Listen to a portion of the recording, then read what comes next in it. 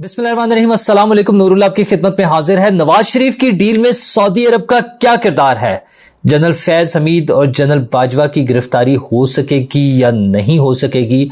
और इमरान खान साहब की डील कहां तक पहुंची? और काजी फाइज ईसा क्या उमर अता बंदियाल की तरह बेबस जज और चीफ जस्टिस होंगे? ये वो अहम सवालात हैं जो मैं आपके साथ डिस्कस करूंगा। और सबसे पहले नवाज शरीफ साहब के बारे में बात करें कि नवाज शरीफ साहब ने पाकिस्तान वापस आना है और उसकी तैयारियां होनी है पार्टी के लेवल पर, लेकिन अभी तक तो नजर नहीं आ रही। और शहबाज शरीफ साहब भी नजर नहीं आ रहे हैं। वो नजर कैसे आएंगे? वो पाकिस्तान में है ही नहीं। लेकिन पाकिस्तान में बंदा ना भी हो तो नजर तो आ सकता है, लेकिन वो नजर नहीं आ रहे हैं, खामोश हैं। क्यों खामोश हैं, क्या कर रहे हैं? और पार्टी की तरफ से तैयारियां अभी तक शुरू नहीं हुई हैं। दूसरी तरफ इलेक्शन कमीशन शेड्यूल्स का ऐलान कर रहा है, नई हल्का बंदियों का ऐलान कर दिया उन्होंने कि किस किस हल्के में कितने कितने वोट होंगे, कौमी असम्बली के, सूबाई असम्बली के, और फहरिस्तें जारी कर रहे हैं हद बंदियों के हवाले से। ये सारी चीजें हो रही हैं, लेकिन क्या इलेक्शन वाकई हो सकेगा? नवाज शरीफ साहब के लिए इशू यह है कि इलेक्शन कमीशन ने कुछ दिन पहले एक और रिपोर्ट भी जारी की है जिसमें सेंसस की बुनियाद पर वोटर्स की तादाद वगैरह डिस्कस हुई है। अच्छा, तकरीबन कोई 12 करोड़ प्लस में हमारे वोटर बन गए हैं पाकिस्तान के, और जिसमें से 5 करोड़ 70 लाख से ज्यादा वोटर जो हैं उनकी उम्रें 35 साल से कम है, यानी वो नौजवान वोटर जो 18 साल से लेकर 35 साल तक की उम्र का है। अच्छा, एक परसेप्शन ये डेवलप की जाती है कि जो नौजवान वोटर है वो सोशल मीडिया से मुतासिर है, इन्फ्लुएंस हुआ है, और सोशल मीडिया पर कंट्रोल है पीटीआई का, तो वो इन्फ्लुएंस है पीटीआई से और उसका वोट वहां चला जाएगा। अगर 5 करोड़ 70 लाख वोट, नौजवान वोट, और उसकी मेजॉरिटी कोई एक पार्टी वो उसकी हिमायत हासिल कर लेती है, तो इलेक्शन का रिजल्ट बिल्कुल मुख्तलिफ होगा उन अंदाजों से जो हमारे मुल्क में मौजूद पॉलिटिकल पार्टीज लगा रही हैं, सिवाय पीटीआई के। पीटीआई अभी भी इस खुशफहमी का शिकार है। मैं इसको गलत फहमी के बजाय खुशफहमी कह रहा हूं कि उनका ख्याल यह है कि नौजवान वोटर उनके साथ है और उन्हें वोट मिल जाएगा।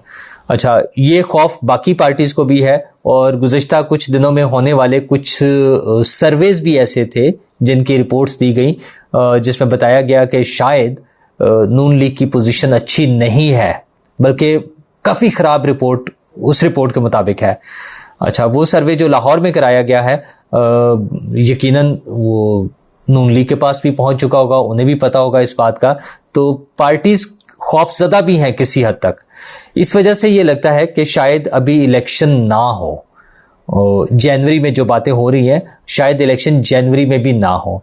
जावेद लतीफ़ साहब ने जो बातें की हैं आज कि लेवल प्लेइंग फील्ड नहीं है नून लीग के लिए, नून लीग को पहले भी रोका गया था, अब भी रोका जा रहा है, और जो लोग 9 मई में मुलव्वस हैं उनके लिए लेवल प्लेइंग फील्ड नहीं होना चाहिए, यानी पीटीआई को इलेक्शन से बाहर करें, पीटीआई को इलेक्शन में नहीं होना चाहिए, ये नून लीग की डिमांड बनती जा रही है। अच्छा, दूसरी तरफ उन्होंने 9 मई के वाकयात से जनरल फैज हमीद को भी जोड़ा है, उनके साथ जनरल बाजवा को भी जोड़ दिया है, तो क्या कोई कार्रवाई हो सकेगी उन दोनों के खिलाफ? इंतहाई मुश्किल अमल है, बहुत मुश्किल नजर आता है। अच्छा, नवाज शरीफ साहब की तरफ से ये डिमांड अपने हुकूमत के इख्तिताम के हवाले से, उनकी हुकूमत का जो खात्मा किया गया था, जो साजिश हुई थी, वो सारी बातें ठीक है। मतलब वो ये बात बिल्कुल ठीक कहते हैं कि साजिश के तहत ये सब कुछ प्लान किया गया, अकामा में से वो पनामा में से अकामा निकाला गया और व्हाट्सएप मैसेजेस पर फैसले होते थे। एक कर्नल साहब अदालत को चला रहे थे, चीफ जो थे आईएसआई के, वो जाके कहते थे कि हमारी मेहनत ज़ाया हो जाएगी। चीफ जस्टिस कहते थे कि फिर बचेगा कौन अगर इमरान खान को कुछ हो गया। तो ये सारी बातें अपनी जगह बिल्कुल ठीक है ये, लेकिन मसला यह है कि नवाज शरीफ साहब की पार्टी के सदर और उनके छोटे भाई शहबाज शरीफ साहब 16 माह इस मुल्क के वजीर आज़म रहे हैं, और इसी जनरल बाजवा और इसी जनरल फैज के खिलाफ कार्रवाई करने की बजाय पार्लियामेंट के प्लेटफॉर्म पर खड़े होकर शहबाज शरीफ साहब ने जनरल बाजवा साहब का शुक्रिया अदा किया। तो अब हम कैसे एक्सपेक्ट करें कि नवाज शरीफ साहब का इस मुतालबे को बाद में आने वाली निगरान हुकूमत और इस्टेब्लिशमेंट पूरा कर दे? मतलब क्यों, क्या वजह है? क्या उन्होंने और उनकी पार्टी ने अपने तौर पे इस हवाले से कोई स्टेप लिया? मुझे तो नजर ये आ रहा है कि बड़ा सिलेक्टिव सा काम हो जाएगा अगर इलेक्शन हुए। अव्वल तो अभी फिलहाल इलेक्शन नहीं होने, अगर इलेक्शन हुए तो बहुत सारे लोग उस इलेक्शन से आउट होंगे। जो नून लीग का या मौलाना फजलुर रहमान साहब का इस वक्त ख्याल है या उनकी ख्वाहिश है कि पीटीआई को इलेक्शन से बाहर होना चाहिए, उसकी बजाय मुझे बंदे नजर आ रहे हैं कि वो शायद इलेक्शन में ना हो। मसलन इसहाक डार साहब, जिस तरह से उनके केसेस पर पेशरफ्त हो रही है, जैसे बातचीत चल रही है, तो मुझे लगता है हो सकता है वो भी ना हो। तो वो मुख्तलिफ पार्टीज़ के लोग होंगे जो बाहर हो जाएंगे और फिर जो पार्लियामेंट बनेगी उसमें नून लीग और पीपल्स पार्टी की मर्जी के बगैर किसी और की मर्जी से भी हुकूमत बन सकती है। और उन्हीं लोगों की पार्टी से बंदे लेकर, जैसे पहले शाहिद खाकान अब्बासी साहब, खैर शाहिद खाकान अब्बासी साहब का केस डिफरेंट है, सॉरी उसमें इसके साथ नहीं लिंक किया जा सकता क्योंकि उन्हें तो खुद नून लीग ने ही बनाया था। लेकिन अब सूरत हाल मुख्तलिफ है और मज़ीद मुख्तलिफ हो सकती है वक्त के साथ साथ। जो हम इलेक्शन की तरफ बढ़ेंगे, अगर इलेक्शन होने हैं तो हमें नज़र आएगा कि उसमें क्या होना है। अच्छा, दूसरा वो ये भी कह रहे हैं कि डबल या ट्रिपल गेम हो रही है, तो मुझे उसका नहीं पता। लेकिन नून लीग की एक परेशानी और भी है कि उनका ख्याल ये है कि इमरान खान की डील के पीछे कोई और भी है। तो वो जो नून लीग का बयानिया था कि जजेस इमरान खान को सपोर्ट कर रहे हैं उमर अता बंदियाल साहब के टाइम में, और ये तासुर भी मिलता था, ऐसी चीज़ें नज़र भी आती थी, तो वो तो चले गए। अच्छा, इस्टेब्लिशमेंट न्यूट्रल हो चुकी है। उन्होंने शहबाज शरीफ साहब की हुकूमत को भरपूर ताउन दिया और उनकी हुकूमत का टाइम मुकम्मल कराया, और इमरान खान साहब के खिलाफ केसेस भी बने हैं और वो जेल में भी हैं, सारा कुछ हो रहा है। तो ना जुडिशरी से कोई मसला है नून लीग को और ना इस्टेब्लिशमेंट से, फौज से भी। तो अब उन्होंने कहानी एक और डाल दी है कि आलमी ताकतें जो पाकिस्तान के खिलाफ काम कर रही हैं या पाकिस्तान के इस्तेहकाम के खिलाफ हैं, वो इमरान खान की सहूलत कारी कर रही हैं। तो अब पता नहीं उन्हें क्या नजर आ रहा है, उन्हें इमरान खान की सहूलत कारी क्यों नजर आ रही है। क्या हमारे दोस्त हबीब अकरम साहब की ये बात दुरुस्त है कि फौज में और पीटीआई में दोनों में बातचीत के लिए सोच पैदा हो चुकी है? अच्छा, ये तो पुरानी बात हो गई थी। उसके बाद कल जो हमने खबर डिस्कस की थी हफीजुल्लाह नियाजी साहब के ट्वीट के हवाले से कि डील हो रही है और अगले 10 दिनों में मैच्योर हो जाएगी। तो क्या नून लीग को भी ऐसी कोई खबरें मिल रही हैं? जाहिर है नून लीग के लोग मेन स्ट्रीम उसमें मौजूद है, हुकूमत में बड़ी टॉप पोजीशंस पे, तो उन्हें भी खबरें तो मिल ही रही होंगी ना कि क्या हो रहा है। अच्छा, दूसरा वहां से अब नून लीग वाले खुद जो बता रहे हैं लोगों का मोरल अप करने के लिए, हाई करने के लिए और क्राउड को चार्ज करने के लिए वो सारी कोशिश की जा रही है। उसमें उस हवाले से नवाज शरीफ साहब का प्लान बताया जा रहा है। मियां साहब का प्लान ये बताया जा रहा है कि वो सऊदी अरब जाएंगे पाकिस्तान आने से पहले, और उसके अलावा कतर और यूएई भी जाएंगे और वहां से ढेर सारे डॉलर लेकर आएंगे, क्योंकि उन मुल्कों के हुक्मरानों के साथ मियां साहब के ताल्लुकात बहुत अच्छे हैं। बहुत ज़बरदस्त खबर है, बड़ी अच्छी लगती है, दिल को भाती है, दिल खुश हो जाता है। और हमारी ख्वाहिश है कि ऐसा हो जाए, क्योंकि अगर बहुत सारे प्रोजेक्ट्स और ढेर सारे डॉलर आ जाए पाकिस्तान, तो वो पूरी पाकिस्तानी कौम का भला हो जाएगा। लेकिन अब अगर इसको एनालाइज करें तो क्या ऐसा मुमकिन नजर आता है?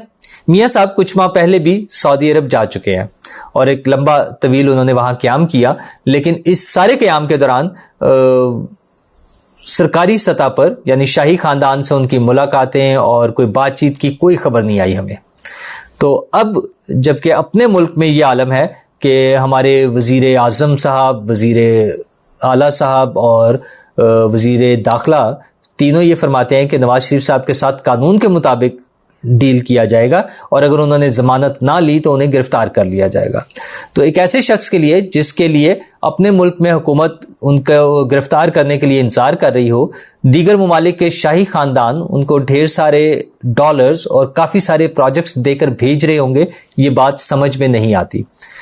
और इसके साथ साथ अहम बात यह है कि फिर बड़े साहब यानी आर्मी चीफ जो हैं, अगर सब कुछ वो ही कर रहे हैं, सऊदी अरब के साथ डील हो या यूएई के साथ हो या कतर के साथ हो, और मामलात को वो खुद देख रहे हैं, तो फिर वो उसका क्रेडिट नवाज शरीफ साहब को क्यों दे?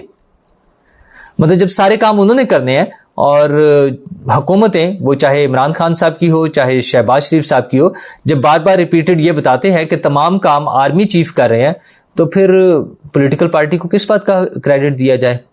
और ताज़ा तरीन सूरत हाल ये है कि SIFC के हवाले से जो स्पेशल इन्वेस्टमेंट फैसिलिटेशन काउंसिल बनी है, फौजी हुकाम ही सब कुछ देख रहे हैं।